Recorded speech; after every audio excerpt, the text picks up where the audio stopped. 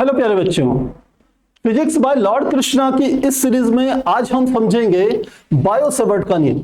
Biot-Savart का नियम class 12th physics में चैप्टर नंबर 4 के अंतर्गत आता है और यह काफी इंपॉर्टेंट नियम है। इसका मुख्य इस्तेमाल किया जाता है किसी चालक तार से कुछ दूरी पर स्थित चुंबकीय क्षेत्र की तीव्रता को ज्ञात करने के लिए। आप जानते हैं कि ओस्टर्ड ने अपने प्रयोगों द्वारा यह तो सिद्ध किया कि जब किसी चालक तार में धारा प्रवाहित की जाती है तो उसके चारों तरफ चुंबकीय क्षेत्र उत्पन्न हो जाता है, पर मुख्य बात यह थी कि वह यह नहीं बता पाए कि आखिर कितना चुंबकीय क्षेत्र उत्पन्न होगा।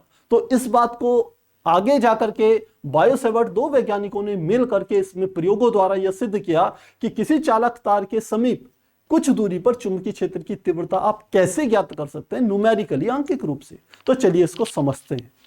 तो बायो-सेवर्ट के नियम को समझते हैं। क्या कहता है बायो-सेवर्ट का नियम? बायो-सेवर्ट का नियम हमें दो तीन बातों के बारे में जानकारी देता है। तो इस नियम को इस प्रकार से समझा जाता है।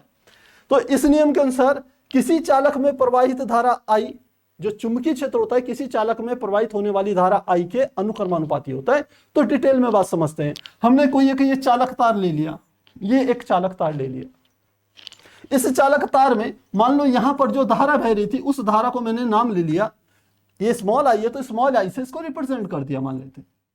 अब इस चालक तार से कुछ दूरी पर एक बिंदु मैं ले रहा हूं, यहां से कुछ दूरी पर एक बिंदु मैंने ये ले लिया, इस बिंदु को मैंने नाम दे दिया, मान लेते हैं ये बिंदु है P।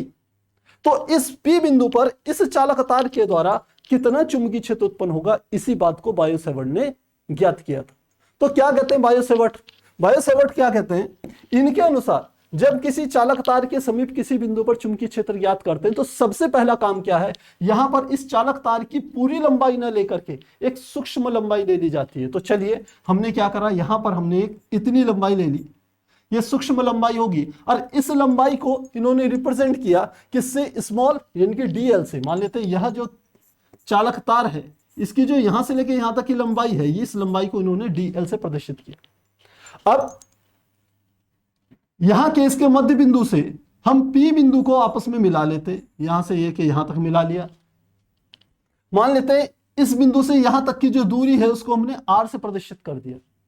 दूसरी चीज हो गई, इस P बिंदु को इस DL चालक तार से मिलाने वाली जो रेखा होगी उस रेखा के द्वारा जो कोण अंतरित हो रहा है, न्यून कोण ध्यान रखना, वो मान लेते हैं क्या है? थीटा। तो अब इन स्थितियों को समझते हुए आप बायो-सेवर्ट के नियम को आसानी से समझ सकते हैं। इस चालक तार के इतने धाराखंड के कारण, धाराखंड मतलब ये चालक तार तो अनंत लंबाई का भी हो सकता है, हम इसका एक छोटा सा हिस्सा ले रहे हैं जिसकी लंबाई है DL और जिसमें I धारा ही बह रही है। तो इस सूक्ष्म तार की लंबाई के द्वारा P बिंदु पर जो चुंबकीय क्षेत्र उत्पन्न होगा वह भी सूक्ष्म होगा। मान लेते हैं उस चुंबकीय क्षेत्र को मैं रिप्रेजेंट कर रहा हूं किससे? DB से। तो अब यहां से बायो-सेवर्ट का नियम शुरू होता है। बायो-सेवर्ट कहता है कि किसी चालक तार में किसी धाराखंड के कारण, धाराखंड मतलब छोटे से हिस्से DL के कारण कुछ दूरी पर स्थित, R दूरी पर स्थित किसी P बिंदु पर चुंबकीय क्षेत्र की तीव्रता, जिसको मैं DB से प्रदर्शित कर रहा हूं, यह अनुक्रमानुपाती होती है सबसे पहली बात चालक में बहने वाली धारा I की। तो जो DB होगा, इस बिंदु पर चुंबकीय क्षेत्र होगा, वो इस चालक में बहने वाली धारा I के अनुक्रमानुपाती होगा। यानी कि चालक में बहने वाली धारा का मान बढ़ेगा तो चुंबकीय क्षेत्र का मान बढ़ेगा, धारा का मान घटेगा तो चुंबकीय क्षेत्र घटेगा। साधारण सी बात है। सेकंड, यह जो चुंबकीय क्षेत्र होता है DB, यह चालक की लंबाई यानी कि DL के भी अनुक्रमानुपाती होता है। यानी कि इस चालक तार की लंबाई यदि बढ़ाते जाएंगे, इसको बढ़ाते जाएंगे, तो इस बिंदु पर चुंबकीय क्षेत्र की तीव्रता भी बढ़ती चली जाएगी। और यदि इस DL की लंबाई को घटाते जाएंगे तो इस P बिंदु पर चुंबकीय क्षेत्र की तीव्रता भी घटेगी। इसका अर्थ है जो DB है वो अनुक्रमानुपाती है किसके? DL के। दूसरा पद ही आगे। तीसरा पद क्या कहता है कि ये जो DB है यह P बिंदु को इस धाराखंड से मिलाने वाली जो हमारी रेखा है, ये वाली रेखा, इसके द्वारा जो कोण बन रहा है थीटा, इसकी ज्या के अनुक्रमानुपाती होता है। इसका अर्थ है ये जो DB है ये अनुक्रमानुपाती होगा किसके? साइन थीटा के। तो ये तीन नियम इन्होंने हमें दे दिए। अब एक और नियम इन्होंने दिया था कि ये जो DB होगा यह P से इस धाराखंड को मिलाने वाली जो रेखा है उसकी लंबाई के वर्ग के व्यतक्रमानुपाती होता है। यानी कि चौथा हमारे को कहता है DB व्यतक्रमानुपाती होगा 1/r²। अब आपने क्या करना है, इन चार नियमों को, dB अनुक्रमानुपाती I, dB अनुक्रमानुपाती dl, dB अनुक्रमानुपाती sin theta और dB व्युत्क्रमानुपाती है r स्क्वायर के, इन सब को जब आपस में जोड़ते हैं तो हमें फार्मूला क्या मिलता है, dB अनुक्रमानुपाती होगा I dl sin थीटा बटे r स्क्वायर। इसी चीज को हम ऐसे समझ सकते हैं, इस तरीके से समझेंगे। ये हमने कहा चौथा पद ये वाला होता है कि dB व्युत्क्रमानुपाती होता है दूरी के वर्ग के।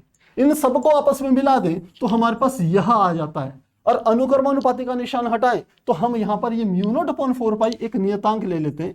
μ0/4π क्या होता है, नियतांक होता है, और इसका एक परफेक्ट मान होता है जिसे हम कहते हैं 10⁻⁻7 के बराबर होता है।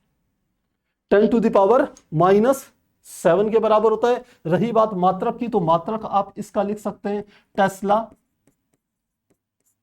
और मीटर बटे एम्पियर, यह इसका मात्रक हो सकता है μ0/4π।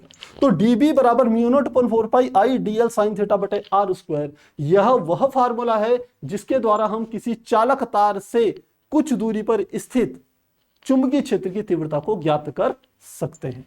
तो यही होता है हमारा बायो-सैवर्ट का नियम।